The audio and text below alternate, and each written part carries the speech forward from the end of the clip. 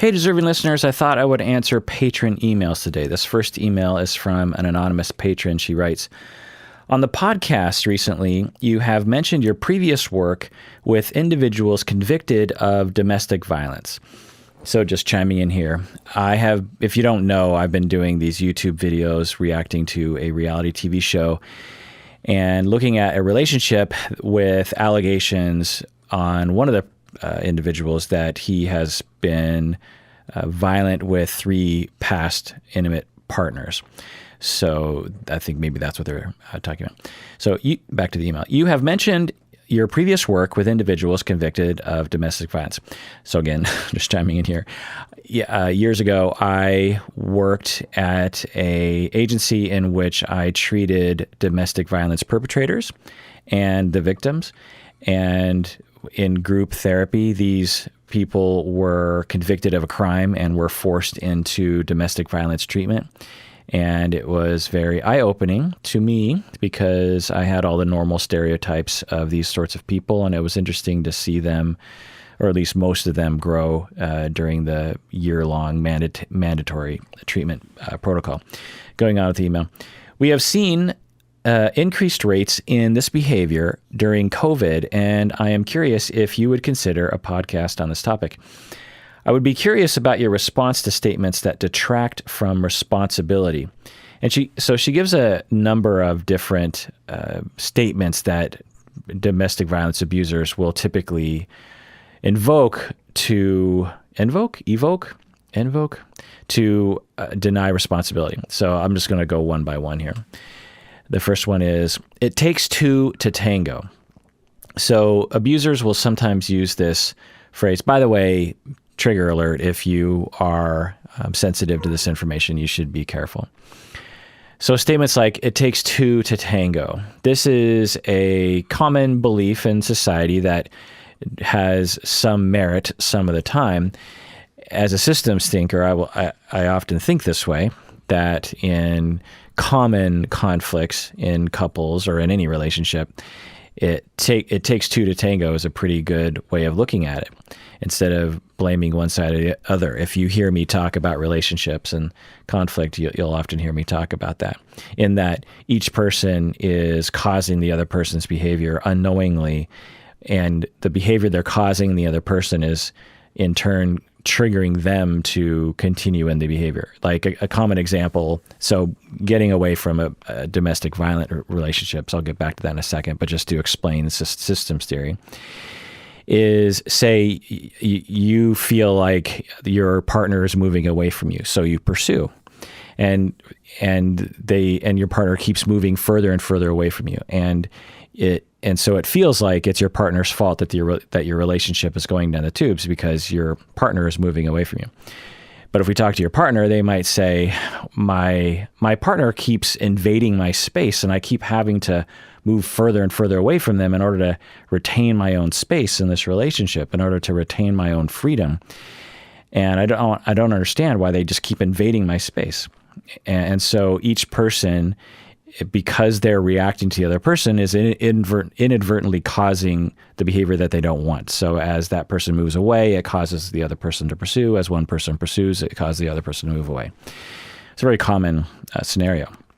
So abusers will sometimes use this notion, which is actually a pretty accurate notion a lot of the times, that is saying, well, it takes 2 to tango, meaning that, well, sure, I got violent, but it's only because it takes 2 to tango. The victim or my partner, I only beat them because they provoked me, or they got in my face, or they said the things that they know is going to cause me to be violent, or whatever it was. And yeah, this is a common denial of responsibility that you will hear. And it's a common belief that upholds the abuse. A lot of these, so one way of thinking about it, and of course it's not really this, but one way of thinking about abuse cycle, or the personality or the defense mechanisms at play in the abuser, is that of addiction. When you are having problematic use and you're deep in it, you go into a lot of mental gymnastics to uphold your abuse of that substance. you might, if someone drinks every day to cope and they don't think they have any other way of coping, they might say something like, well, I'm only drinking beer most of the time, or everyone drinks wine with dinner. It's not a big deal.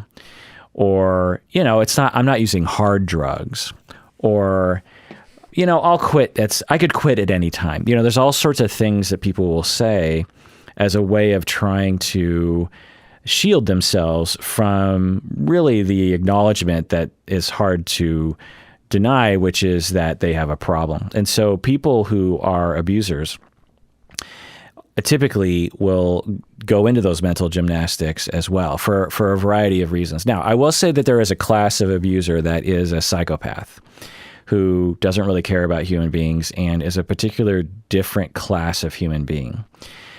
But most people aren't like that. I think the average rate of psychopathy in the general population is something 1%. So it's a pretty rare condition. So most of the time, abusers aren't psychopaths. So meaning that they do care about other human beings, meaning that they do have the same capacity for love and affection and warmth and empathy as anyone else does. So why would they do this? Well, generally speaking, without getting too much into it because of time constraints for me right now, because I want to get to other emails, is in my experience, it was early attachment injury that was sufficient to create the attachment and personality characteristics that can lead to severe emotional reactions in relationships, severe negative emotional reactions, matched up with entitlement and essentially sexism or just general entitlement. Because to be clear, now most abusers are men, but many abusers are women, and in fact, so all abuse generally goes untreated, goes unnoticed, goes unprosecuted. But when it comes to women abusers, they go particularly untreated. So without going into all the details, with a lot of the male perpetrators that I would treat, a significant amount of our time and treatment was spent on dismantling sexist notions that they had internalized from culture and from their families and often from their fathers. So we would spend a lot of time on that. And that was a major factor and force in the perpetuation of the violence. Because the violence, sometimes people will phrase it as an anger management problem, but it's not an anger management. Anger management, emotional regulation is definitely part of the problem. But often what you would find in intimate partner violence perpetrators, domestic violence perpetrators, that their violence was really relegated and isolated to their romantic partner. When they were at work, when they were at a restaurant, when they were with their friends, they didn't exhibit the same sort of violence. They were only or primarily violent or particularly violent with their romantic partner. And so why would that be? That's not an anger management problem. Presumably they get angry in various different arenas. The issue was often this belief system that they were entitled to put hands on. And again, often that was sexism. Now, how do we apply that notion of entitlement to female perpetrators? Well, it's sort of case-by-case basis, but a lot of times it might be related to just modeling. They might have seen violence in their families perpetrated by any one of their family members. They might also believe that putting hands on as a female is seen as okay, because we actually a lot of times will normalize female women putting hands on and being violent with their partners. There's research that shows that when you give someone a scenario where a man is being violent with his wife, whereas in another situation, another scenario where a wife is being violent with her husband, that people will see the man being violent as a problem and the woman being violent as expressing her needs or something like this. And of course, it's not always that way, but we do have a problem with this. In fact, we still see jokes being made about women beating their husbands and played for laughs, like it's this really funny thing.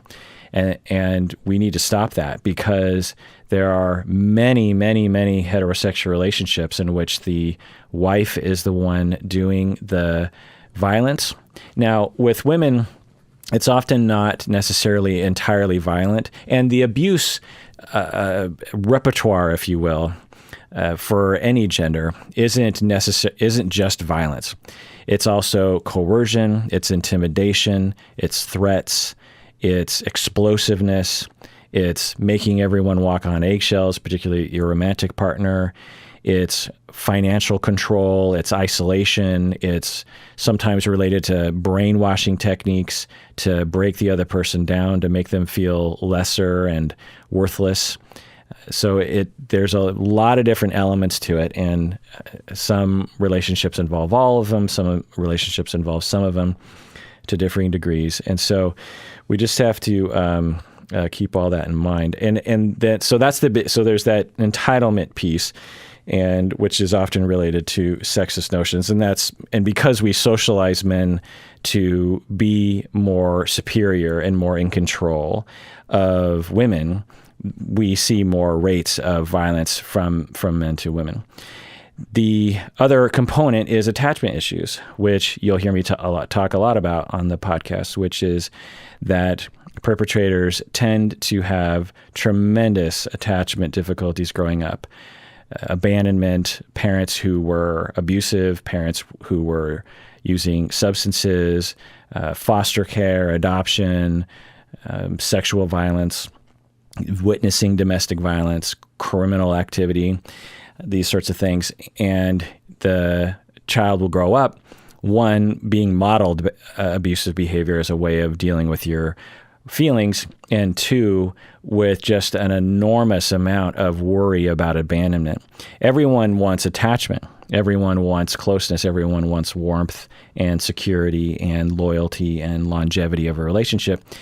And all of us have a style of dysfunctional way of dealing with things when we feel like that attachment is being threatened. And for those who commit abuse crimes, for whatever reason, they have developed a way of coping with attachment worries with violence. The wife comes home late from work, and the husband, who is the abusive one, is deep down, as a primary emotion, worried that his wife is going to leave him, and the reason why she came home late from work is that she was falling in love with someone else or having sex with someone else or something like that. And the way he deals with that hurt and that worry, which is understandable especially if you've had relational traumas in the past, abandonment, abuse, this sort of thing. The way some people deal with that is, they'll distance, or they will be nice about it, or, there's a number of different ways one can react to that, or they'll just suppress it, or they will just reassure themselves. A lot of different ways of coping with that worry, like, oh, my spouse is coming home late from work. They haven't called me. I wonder where they're at. Well, to the abuser, they, for whatever reason, they developed a way of coping with that as a way of controlling their spouse. They feel that hurt, whether they know it or not, whether they're consciously aware of it or not. They feel that worry and that hurt about their spouse, and they immediately go to, I am going to make sure she never does this again. I am going to, whether she, when she gets home, I'm gonna make sure, one way or another, that this never happens again. And if she doesn't listen to me, I'm going to escalate it. I'm going to go up the ladder. And if that means putting hands on, if that means being violent, then that's just what it means. Because that's the way you deal with things. That's how I deal with things. That's the way my parents dealt with things. And that's the way people in my community would deal with things. And I'm not going to be made a fool. I'm not going to be disrespected. I deserve better. I am the man of the house, or whatever it is, the notions that uphold the patriarchy in that relationship or the power structure.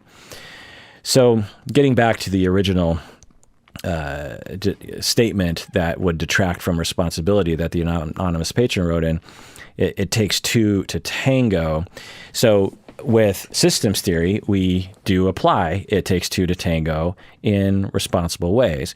But, and I always actually talk about this with my students. I'll teach them systems theory, and essentially it takes two to tango. But then I always quickly say, this theory is only as useful as it is helpful. And there are some scenarios in which this theory is not helpful, i.e. abusive relationships, because to apply systems theory, i.e. it takes two to tango, to an abusive relationship, it implies that the victim is 50% responsible for the abuse dynamic, of which that would be abhorrent and an idea that actually perpetuates the abuse and is sexist often, or at least anti-victim. And so systems theory can help us understand how the abuse happens, but it doesn't deny 100%. I mean, abusers, to be clear, are 100% responsible for their behavior. It just is. Now, we can explain the dynamic in a systemic way, but when one person has so much power and so much agency, and the other person has so little agency and so little power, then we need to address the person who is exerting that power. For example, as a quick litmus test to see if it takes two to tango is a valid way of looking at it would be, well, if one person changes their behavior, then it will change the other person's behavior. So going back to the pursuer-distancer, if either person stops what they're doing, it will stop the dynamic. If the distancer stops distancing, it'll stop the pursuer from pursuing. If the pursuer stops pursuing, it'll stop the distancer from distancing. But when we look at an abusive relationship, if the abuser stops abusing, then it will stop the victim from victiming, meaning that the victim will feel bad and hurt and those kinds of things. Whereas if we say, if the victim stops acting like a victim, will that stop the abusing? No, because any of you who have been in an abusive relationship, high control relationship, can attest to, the abuser will just whittle you down slowly but surely, and there's no end to it. And that's often the dilemma for the victim, is these micro moments where you might say, well, okay, fine, I'll give in on this issue. It's not right that I'm giving in on it, or I don't think I should give in on this issue, but I just don't want to fight with them anymore. I just want them to calm down. So I'll give in now, but that's as far as I go. But then you just keep doing that, and after 10 years, the abuser has whittled your life down to this tiny little nub where you don't have any friends, you don't have any contact with your family, you might not ever leave the house, you have terrible self-esteem, you think you deserve all of the abuse that's happening. And so we can't look at that as a 50-50 scenario, obviously. So it takes two to tango now, getting back to why would an abuser come up with these notions? I was saying, it's the addiction. Well, to the abuser, and this is my model, by the way, not. In fact, I don't hear a lot of people in the domestic violence field speaking the way that I do.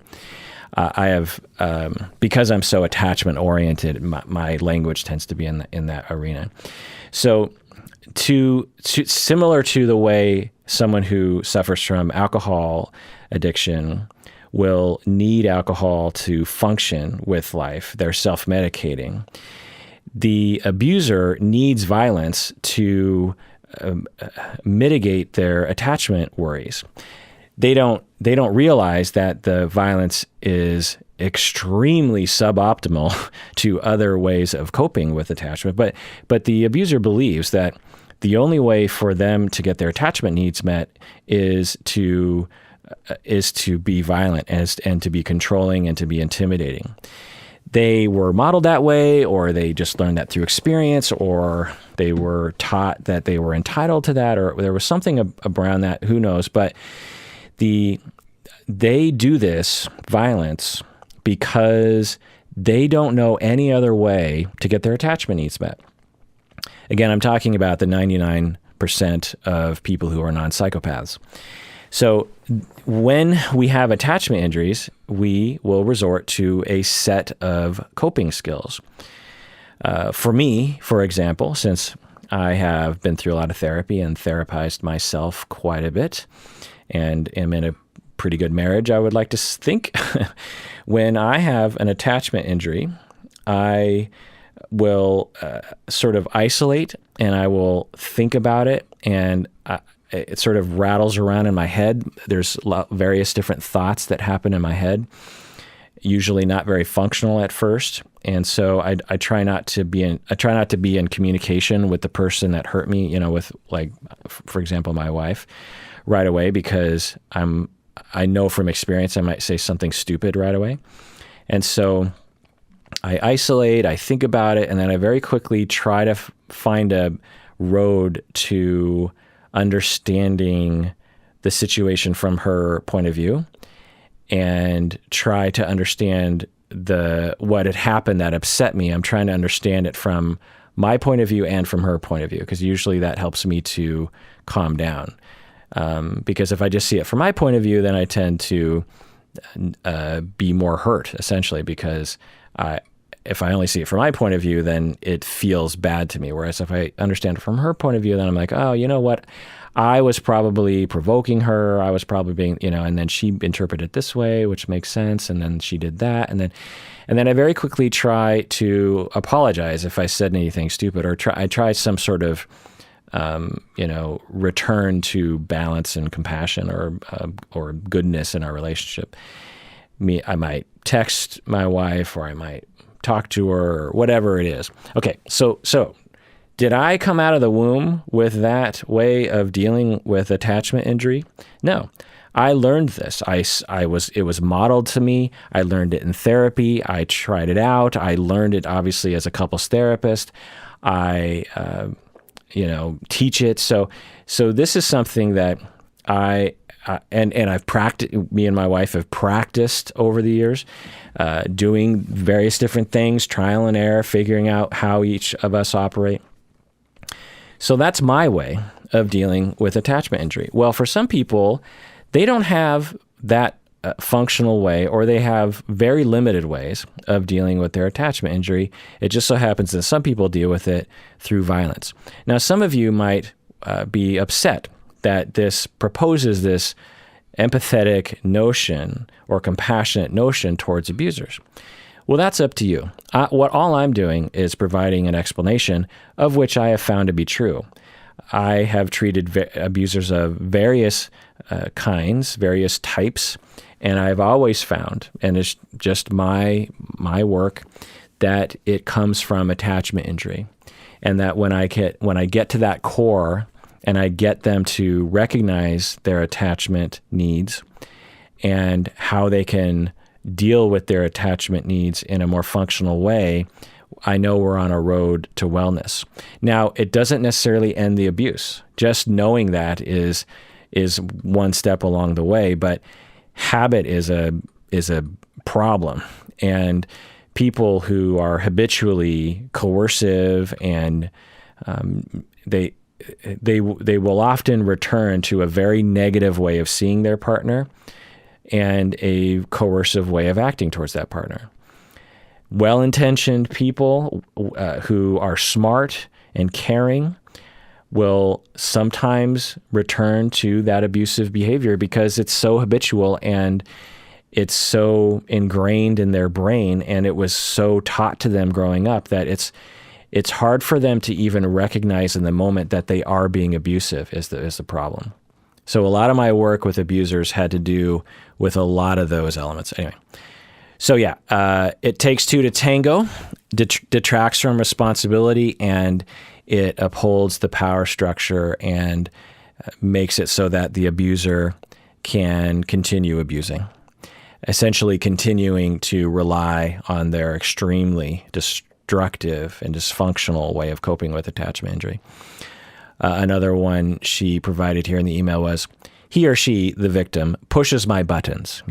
She pushes, I only abuse her because she pushes my buttons. No, this is a common belief system.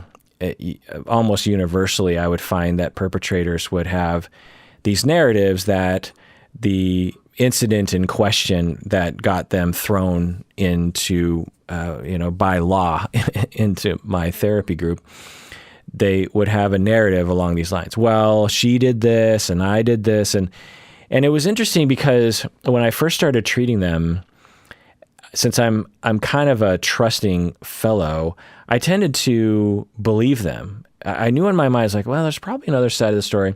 And this is earlier on in my career, so I wasn't really quite as awake as I am now. But over time, because the therapy group would last for a year, usually about 6 months in, the narrative would be extremely different because we would have to go back to, okay, the incident that you got convicted of, assault, of the second degree or whatever it was, third degree, fourth degree. Let's review what happened. Let's review the narrative because that's a big part of it. A big part of the markers of them moving through the treatment program was for them to have a functional narrative of what happened. And when they first would come in, it was, well, it takes two to tango. She pushed my buttons. She was violent too, these kinds of things. And to be clear, there are situations where both people are violent and both people are being coercive.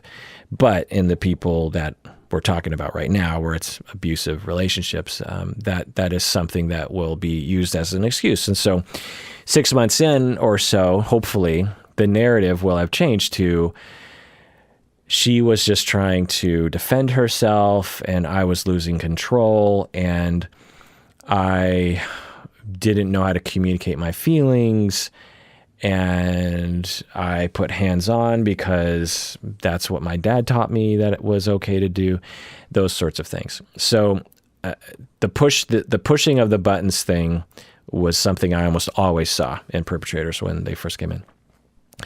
Another statement she writes here is, I just snapped. This idea of like, it was just a momentary loss of control. Now, this can happen to some people, but when we're looking at an overall pattern of high control, coercive, abusive relationship, it is not the narrative that I would apply that someone just snapped, given that they quote unquote snap frequently. And they, to a lesser degree, are frequently being coercive and angry and intimidating in just everyday life. So this notion that they just have some sort of explosive issue. Now, some people do. We have diagnoses for such things in the DSM. Some people have mood issues that cause them to quote unquote snap and can be very intimidating to other people. And maybe we conceptualize it that way. But typically to the abusive pattern, for a lot of the abusers, they'll have these kinds of narratives. Now, I will say that some people will look at abusers and they'll say like, well, they're gaslighting. They are lying. They're pathological liars. These people have big problems. Well, again, let's go to our neighboring concept of addiction. When someone was traumatized, has PTSD, and the only way they found that they can cope is to numb out through alcohol. And they start to develop these very weird ways of looking at the world. Like, well, everyone drinks 6 beers a night, or it's just beer, or I deserved it. Or in the restaurant industry, say they work in the restaurant industry. Everyone who works in the restaurant everyone who works in the restaurant industry drinks. Let's try that again. The person is working in the restaurant industry, and they say everyone who works in restaurants drink. These kinds of statements. So for them, especially if you're being affected by them, you might have a similar point of view of like, they're just lying to themselves on purpose. But I think we might be able to narrativize that differently in such a way of saying that the person is really struggling and they don't have any other way of coping, and their brain is just trying to preserve their way of coping. And there's this cognitive dissonance that's happening in their brain of like, you are an alcoholic. There's a definite voice in their mind that's telling them that. But there's a stronger voice that's saying, you don't understand, I need alcohol. And so that voice that is telling me I'm an alcoholic, that voice has to go away. And the only way it's going to go away is if I prop up all these notions that are spinning the data to fit the narrative that everything's okay. Because that's the only way that I'm going to be able to, go get through the day. A similar thing happened in society in the American South when slavery was legal, that there was a cognitive dissonance. There were many, many white people who believed that slavery was wrong. Even slave owners were conflicted. Many of them were. They were, these are human beings. This can't be right. We're supposed to be good Christian people. This doesn't make any sense. But their economy depended on the slave labor, and their way of life completely depended on it. So there was that dissonance. In order for me to pay the bills, in order for me to have this house, in order for me to have financial stability, I need slaves. But there's another part of me that believes that slaves are bad. So what do? Well, we have to devise a narrative, a thinking scheme, a spin of the data to get by. Well, what do? Well, a major component of the spinning of the data is to say that black people aren't really humans, that they are subhuman. They're more like animals. Or black people, people stolen from Africa, are inferior-minded, and so they need our help. Or, things like that. And then you codify that into law, you pass that down from generation to generation, and you have American society today, by the way. So cognitive dissonance, you get into a dilemma. And so if you are a person who has habitual abusive tactics, you're at a dilemma. Part of you has empathy and is worried that you're doing something wrong. Another part of you believes that the only way for you to attain any kind of relational success and closeness is through abuse, is through control. Now, you don't frame it as control in your mind. You frame it as being assertive or not being respected.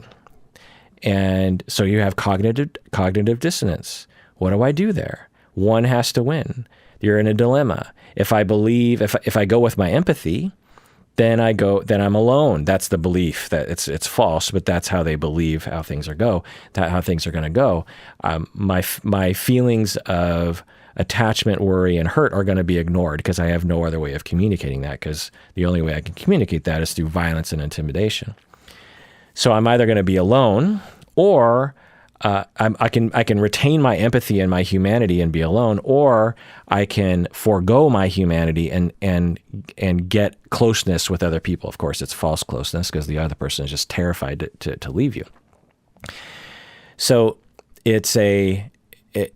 in all these circumstances, in my way of telling the story of humanity, is that it's a slow, semi-conscious process. And by the time you emerge on the other side, you fully brainwashed yourself to these spinnings of the truth. And so you are responsible for it, but not entirely, because it's hard for you to realize another reality. And so the therapy that I would do for these people involves a kind of a deprogramming of brainwashing that they've done to themselves or that they learned from their families. These notions of entitlement, these notions of, well, how else am I supposed to communicate that I'm upset? Or I'm just telling you my feelings. That's a common phrase from abusers. Well, what? I'm not allowed to express my feelings? These kinds of things. So another statement that she writes in here is that abusers will sometimes say is, I keep attracting crazy partners. For example, men who have abused in a number of relationships, they will have that narrative. I keep attracting crazy partners. Again, this is another common belief. I don't know if I saw it as common as the other ones, but yeah, it denies responsibility. And it can feel that way. All these things, it can feel that way. It can feel like I just snapped. It can feel that way to the abuser. It can feel like the victim is the crazy person to them. It can feel like the victim is the one pushing the abuser's buttons. It can feel that way to them. It's not as if they're necessarily lying that way. It can be very much in line with how they see the world. Of course, it's not fair, and it's flat ridiculous in a lot of ways. Anyway, another statement here that abusers will sometimes say is they'll blame the system. For example, the police only charge the man, even though she has used abusive behavior as well. So the anonymous patron provides that one. Yeah. So there's nuance here. The first thing I'll say is absolutely, abusers will sometimes blame the system. They'll say, "Oh, sure, yeah." And I would hear this a lot from the perpetrators in treatment. Is they would say, "Well, the way our snowflake system works, that there was violence between me and her, and of course they got to handcuff the man, which is me, and so both of us should have been in jail, but they arrested me." So a lot of the times, what we would find is by the end of the treatment or midway through the treatment, they would have changed their tune.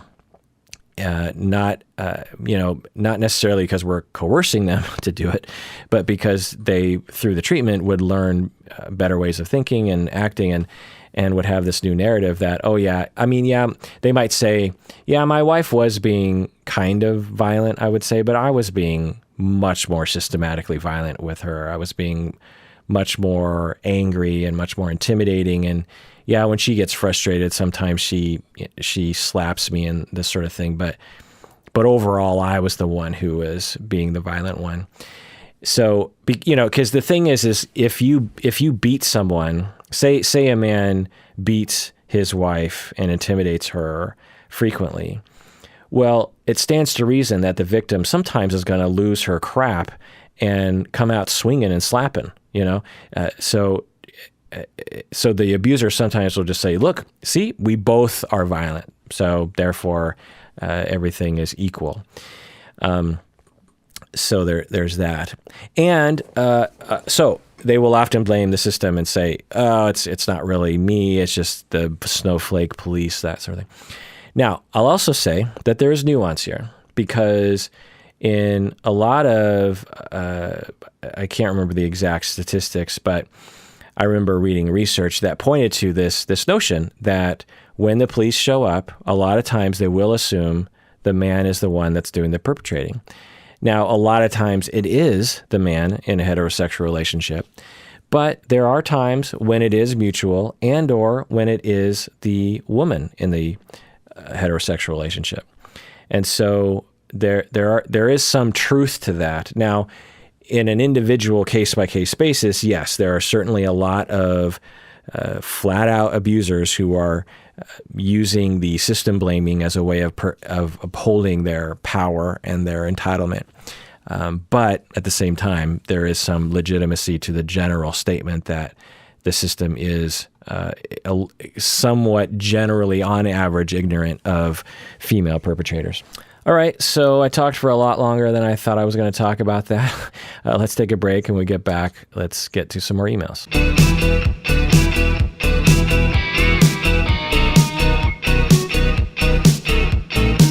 All right, we're back from the break. Today's sponsor is geared towards you clinicians out there.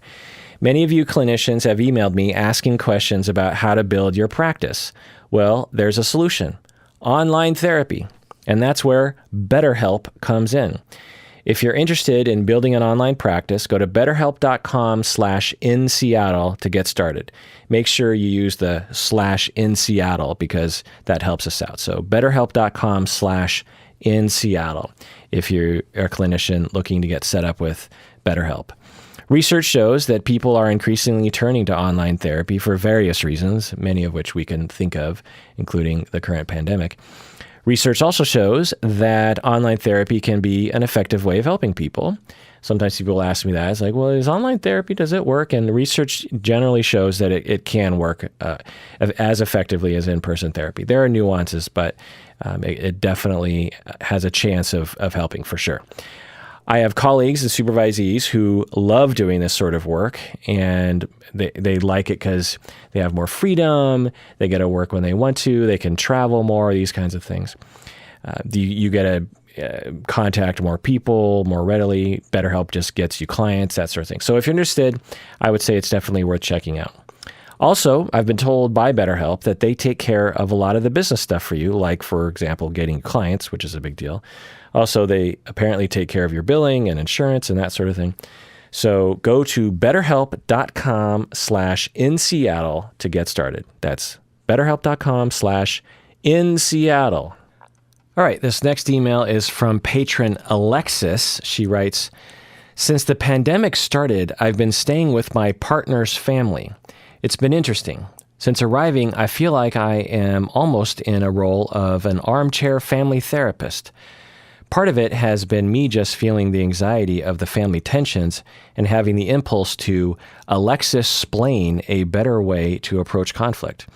As far as family dynamics go, I feel like their family is one of the healthiest I've witnessed, definitely far healthier than my own family of origin. But sometimes I feel this anxiety and a little bit of sadness as to the way they occasionally perceive each other and the situation. Sometimes they literally call upon me to help them with their relationship.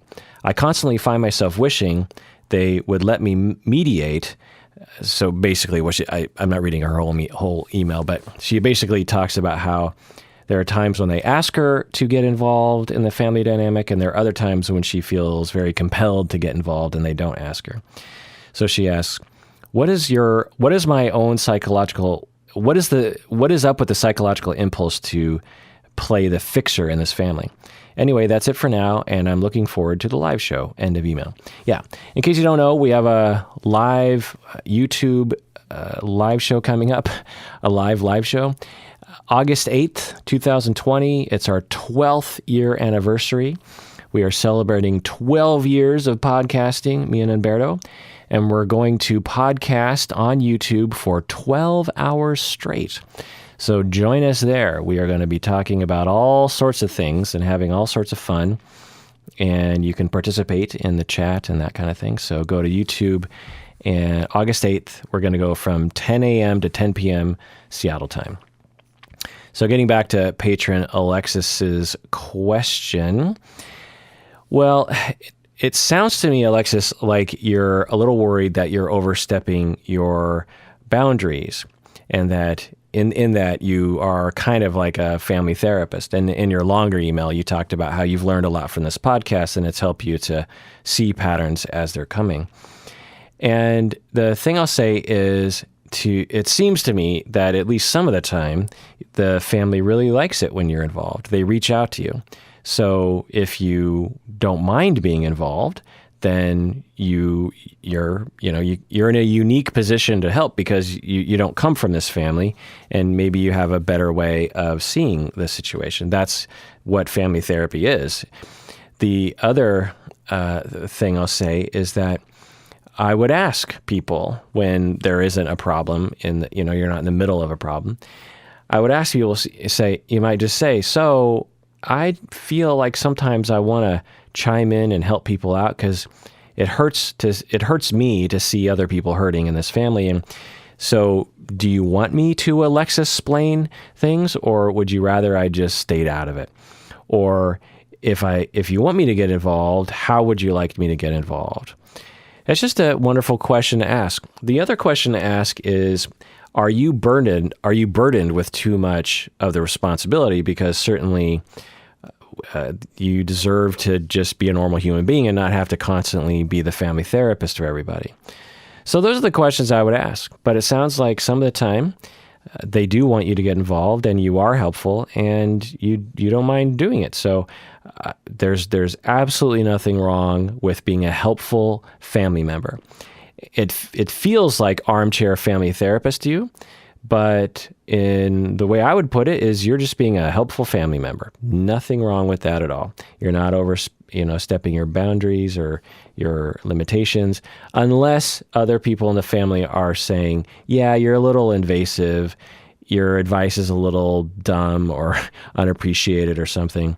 Then you should think about that. But if things are going well, then what a wonderful opportunity this whole family has to have such a smart person helping them. All right, let's go on to another email. Okay, this next email is from Anxious Emma. She writes, when it comes to issues of sex and gender, how do I stay true to my Christian beliefs while also being kind and respectful to those around me who believe differently than I do? My desire is to fight for human rights of LGBTQ people, to truly listen to their experiences, to believe their experiences, to use language that makes them feel comfortable, and to treat them with all the dignity that humans created in God's image deserve. However, if a gay or trans person directly asked me my opinion about their sexual behavior, I would have to tell them that I disagree with their lifestyle.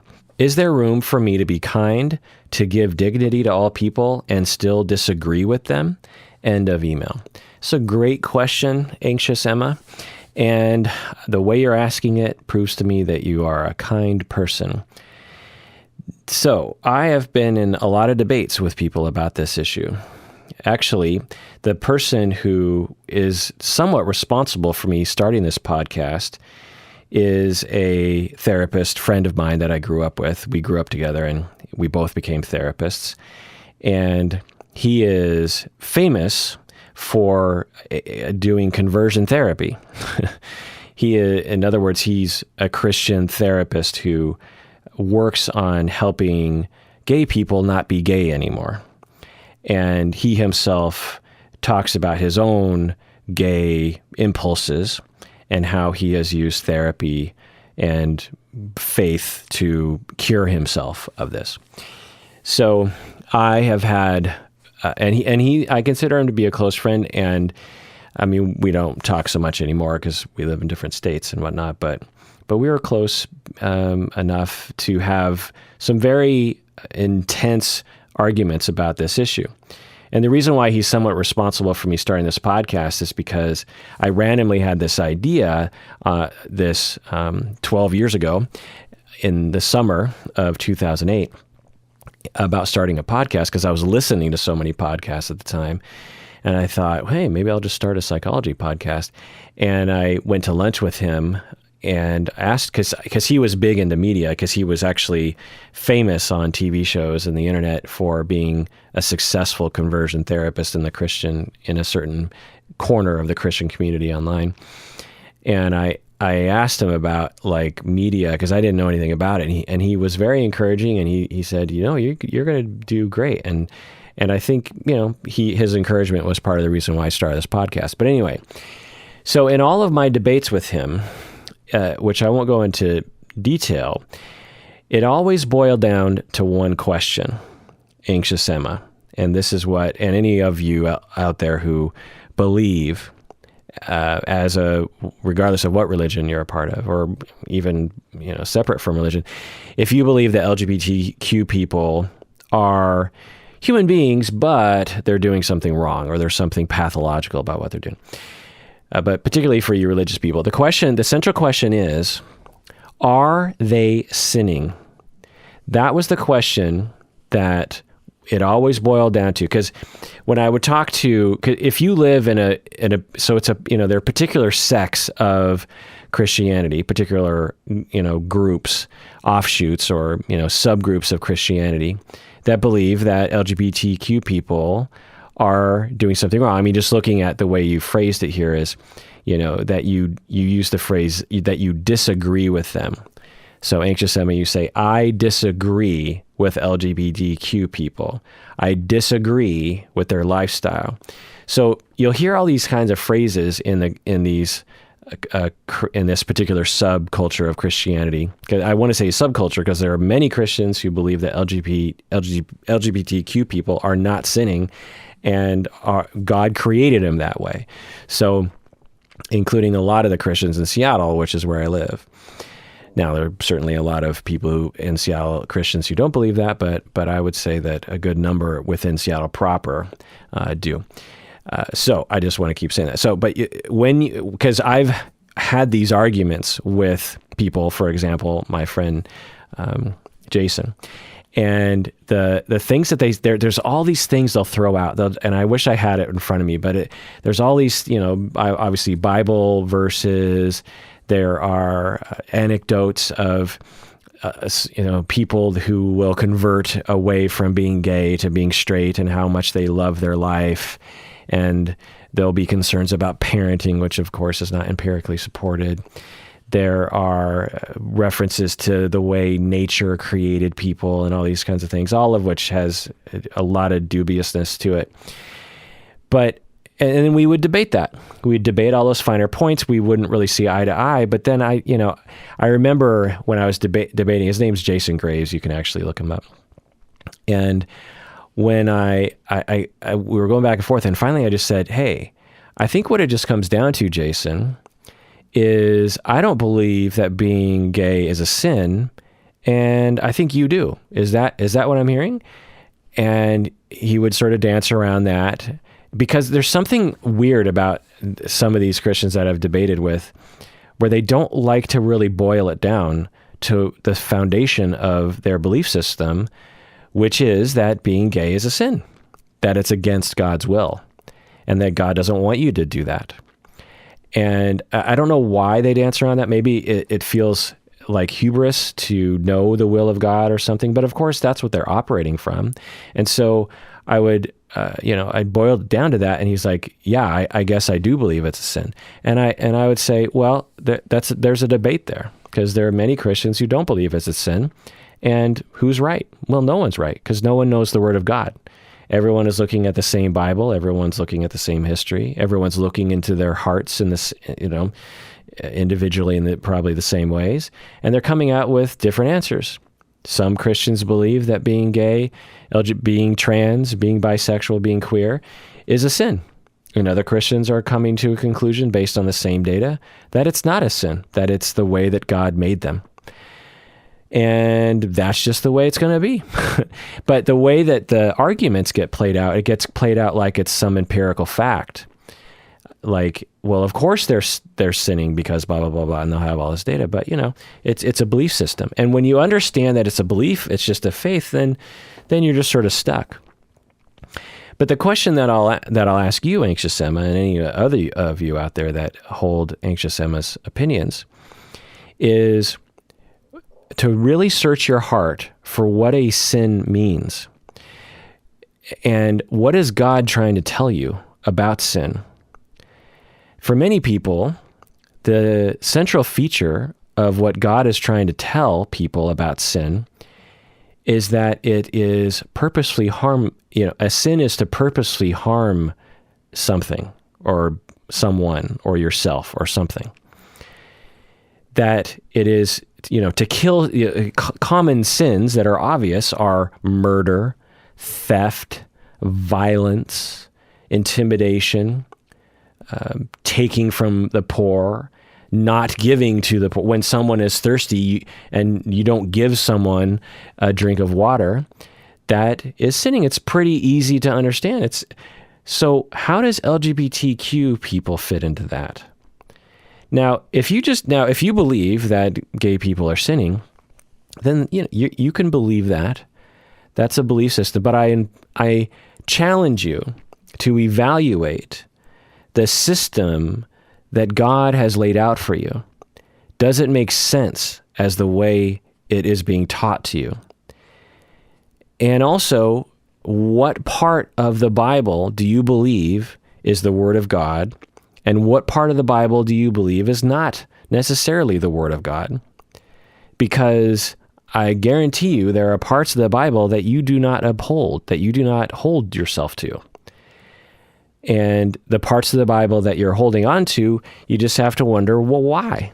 Why is that? Why those parts and why not the other parts?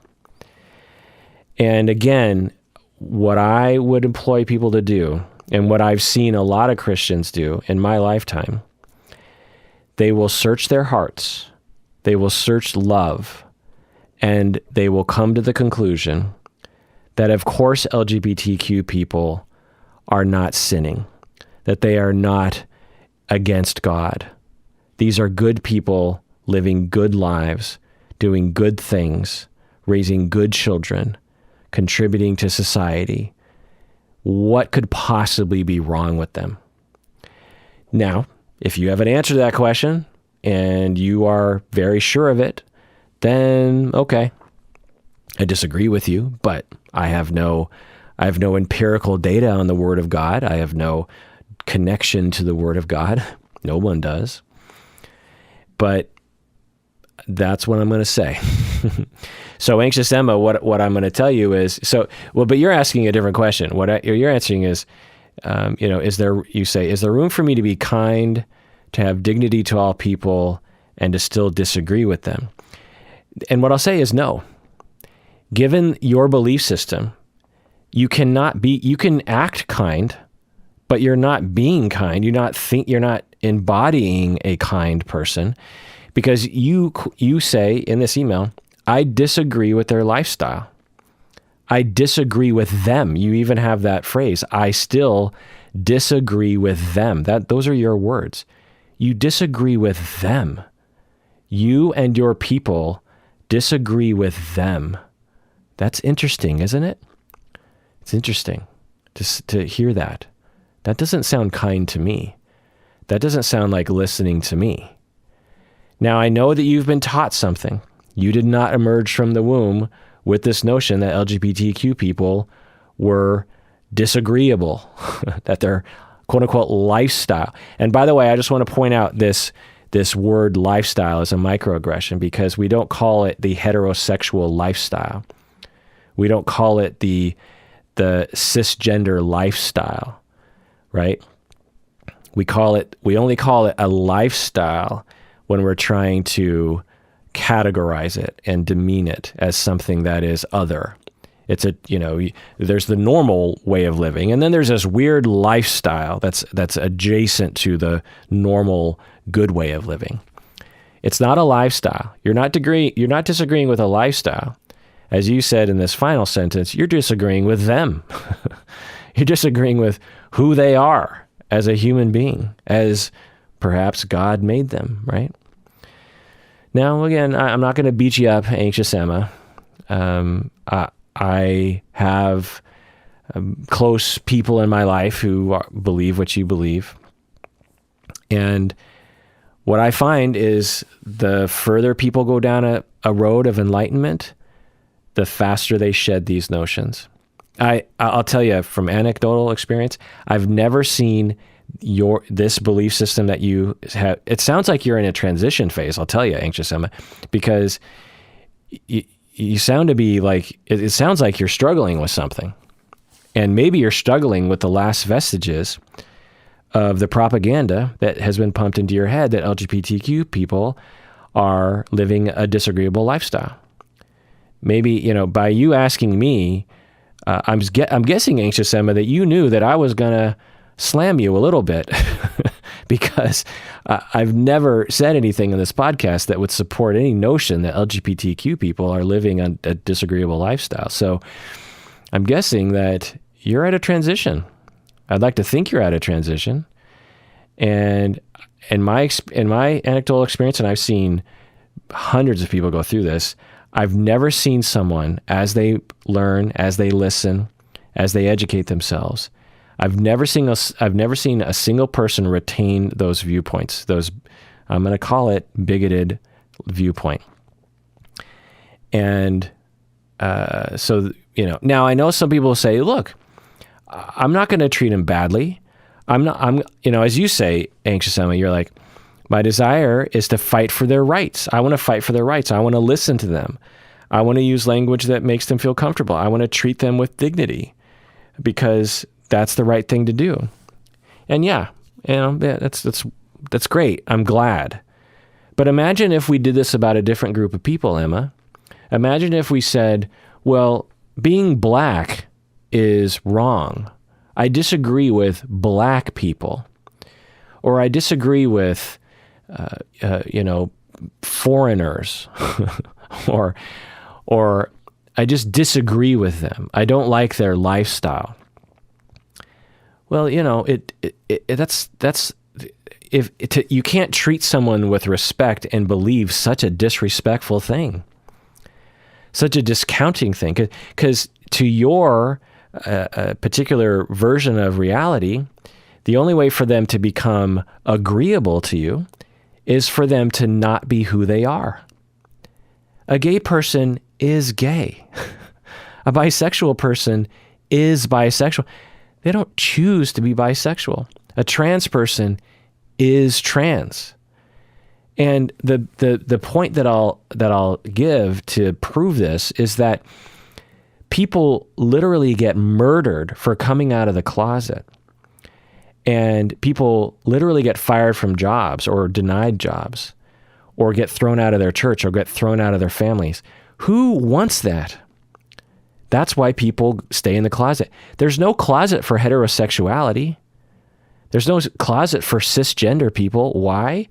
Because cisgender heterosexual people don't worry about identifying themselves as such because there's no consequence really. To come out of the closet, to be LGBTQ, everyone knows there are tremendous consequences. And so why would they put themselves through that if not for the reason that that's who they are? They're doing it because they have no choice. It's who they are. How else are they supposed to live? If they had a choice, and believe me, most LGBTQ people have a vast period of time where they wish they could change. When a 13-year-old realizes, oh my God, I'm trans, or a 22 realizes, oh my God, I'm bisexual, there is almost always a phase that could last for decades sometimes where the person is trying to wish it away. They don't want it to happen often. They know that life would be easier if it wasn't this way, if they weren't that way. So why would they put themselves through so much heartache and danger and mistreatment if it wasn't because that's the way God made them? But again, maybe that doesn't compel you, and you're free to think how you think. But I will tell you, I'm trying to convince you, Emma, I would like to believe you're in a transition zone, and I would like to push you along your way that you're seemingly already on. Let me know if that's true. Let's go on to another email. This is another Christian email. I'm getting a lot of Christian emails lately. I don't know why. Anonymous patron writes in, I have just watched one of your videos on porn addiction and have some questions on it. I hold Christian values and I want to rid myself of this behavior. I am afraid that it would ruin my sex life in reality with my fiancé in the future. From the context of Christianity, we are always told to abstain from sex of any form and to enjoy sex in the right and wholesome way. Is there a clinical explanation for this? End of email. Okay, well, I don't have time to go into all the details that I would want to on this, but let me just sort of say some of the highlights. So again, there are different Christians who have different beliefs about pornography and masturbation. Some sects, some groups of Christians will believe that watching pornography is a sin, and some will not. Some will believe that masturbation is a sin, and some will not. So I just want to point out that it's not that, Christianity is not a monolith. Now, I know that some who will disagree will say like, well, those aren't real Christians. Well, I suppose that's another belief that you can debate, but I just want to point that out. Another thing here that you say is that I don't want, I'm afraid that watching porn, and I'm assuming masturbation, will ruin my sex life with my fiancé in the future. This is propaganda that is often put forth by anti-porn, anti-masturbation movements. For the vast majority of people, looking at porn and masturbating does not negatively affect sex with partners.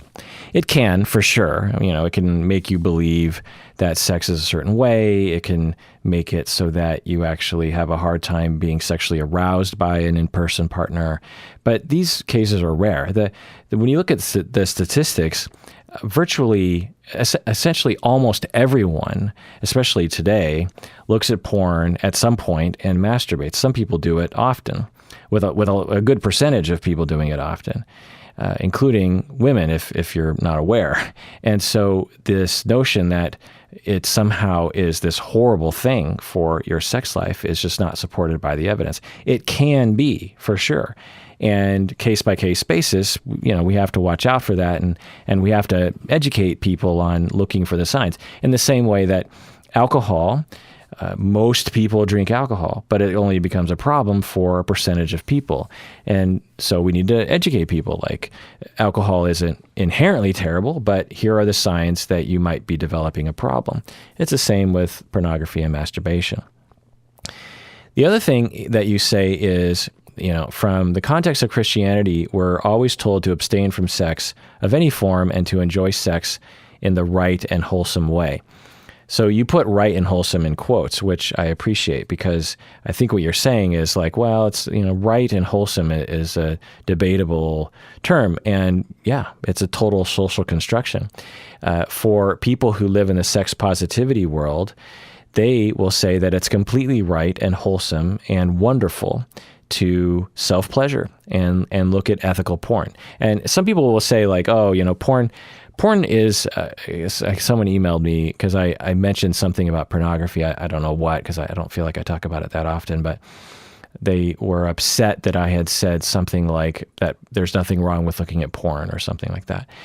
And yeah, pornography has problems with it for sure, but it's not all a problem. There are ethical pornography producers, meaning that they don't exploit, they don't mistreat anyone. They try to depict sex in a sex-positive manner.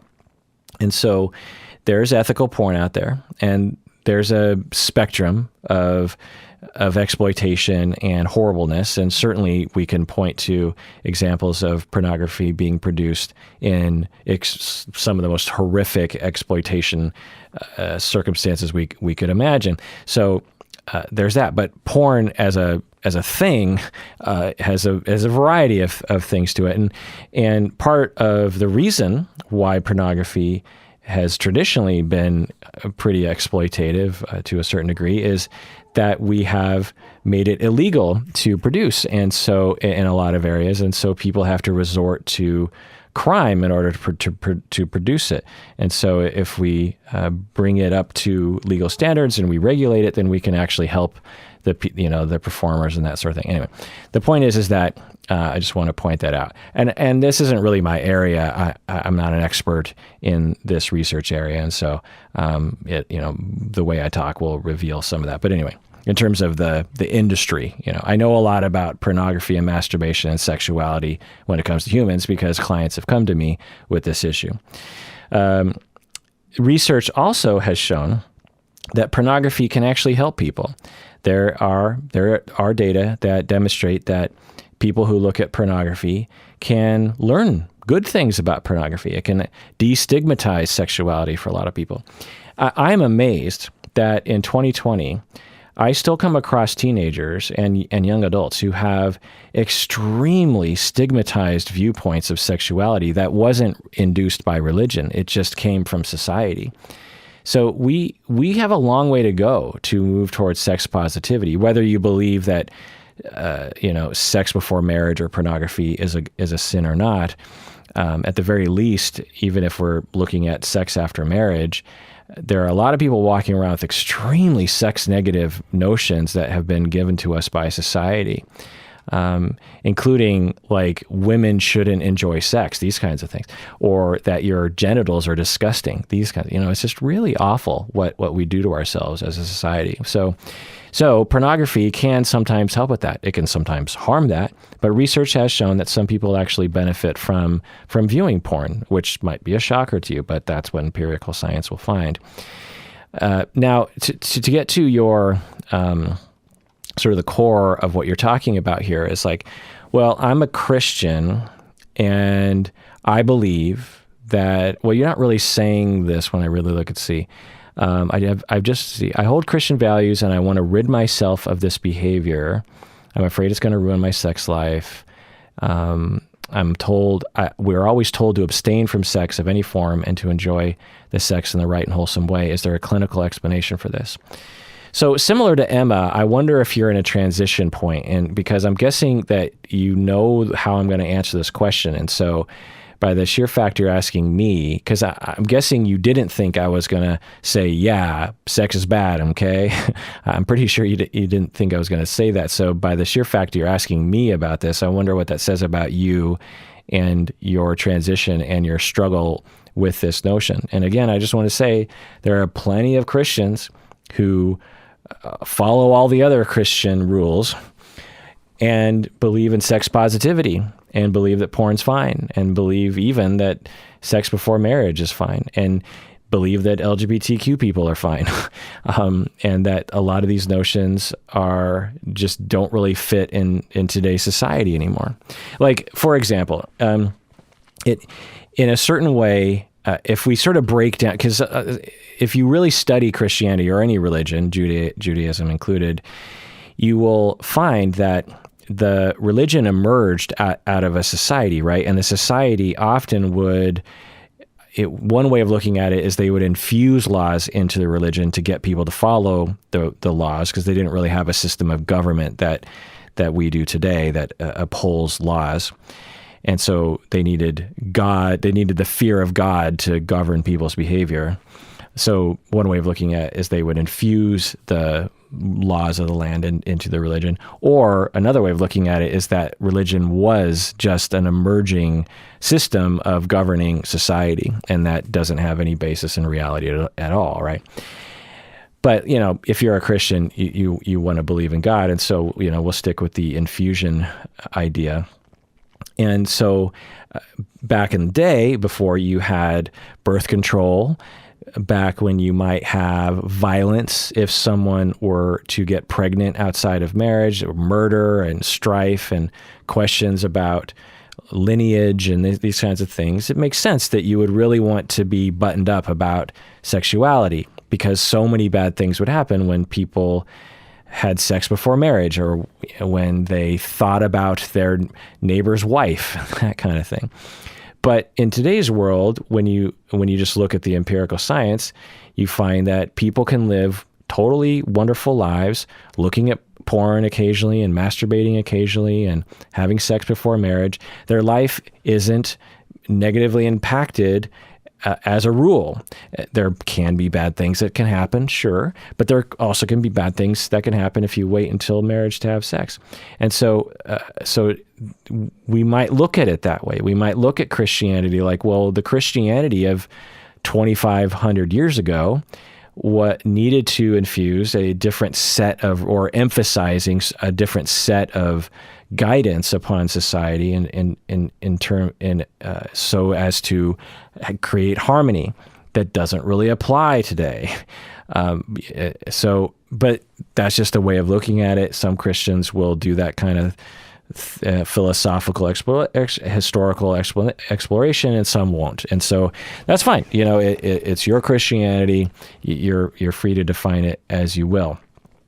The other thing that you say is, you want to rid yourself, and I'm guessing that you are looking at porn and masturbating, and you don't like that, and you're trying to rid yourself of it. Well, this is a real complicated thing. I've actually had clients who have come to me with this issue. They have come to me and with this exact same issue. Either it was Christianity or it was their spouse. And, so Christianity meaning that they felt it was sinning against God to look at porn and masturbate, and they would come to me to help them to curb that behavior or end it. Or they were getting caught by their spouse occasionally looking at porn and masturbating, and their spouse considered it to be cheating, which is fine if that's what their point of view is. Again, it's not the only point of view, but everyone is entitled to their point of view. Now, it's one of those things that I would talk about in the beginning of dating, by the way, because that could be a deal breaker. It's not someone you want to spring on someone 5 years into marriage. But anyway, so people would come to me with this, and I tell you, as a human being, I would be like, what? This doesn't seem like the sort of therapy that I signed up to provide, but I'm a collaborative, open-minded person, and so I would work on it with them. But at the same time, I would talk with them about sex positivity, because a lot of times these notions come out of sex negativity. And when you really study the social constructions around sex positivity and sex negativity, because we are such a sex negative culture. I mean, it's just so sex negative. It is just awful. The example that I always give that sometimes triggers people, and I'll provide maybe a full explanation.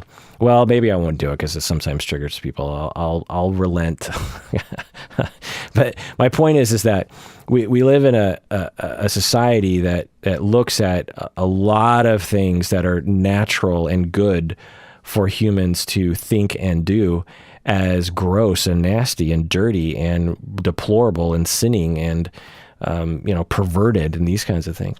Now, can things be perverted? Can things be deplorable? Absolutely. There are horrific things that people can do with sexuality, for sure. But so much of our sexuality has to be hidden and suppressed and shamed. And I mean, I just can't tell you how many clients I talk to who just have tremendous shame around sex. So I will talk about that with the clients who came to me to rid themselves of their quote unquote porn addiction. And I want to be clear that when we use the word porn addiction, what we're talking about, or masturbation addiction, what we're talking about typically is someone who stays home from work to look at porn and masturbate 15 times a day, or someone who has a tremendous itch to masturbate while they're in the middle of a movie theater, and they can't. It's like they're a meth addict that needs to get their next fix. What porn addiction is not, the term is not applied to, is someone who has an urge to self-pleasure once a week, and because they feel lonely, or they just feel like they want a good time by themselves and it's midnight and their spouse is asleep or something. These aren't typically what we're going to call porn addiction. What I would call it is a sexual preference, typically. But, people are free to use addiction because, clinically speaking, it's a pretty amorphous term. But anyway, yeah, so I would work with clients on this and other related issues like this. And what I would do is I would just really provide context and say, so just let you know, there's a possibility that your goal in therapy is related to a social construction that maybe you want to shed. I'm not going to force you to do that, but let me just throw some stuff out there. And a lot of times it wouldn't work, meaning that the client would retain their viewpoint, and then I'd say, okay, well, you've proven it to me. You're steadfast in your belief system, and I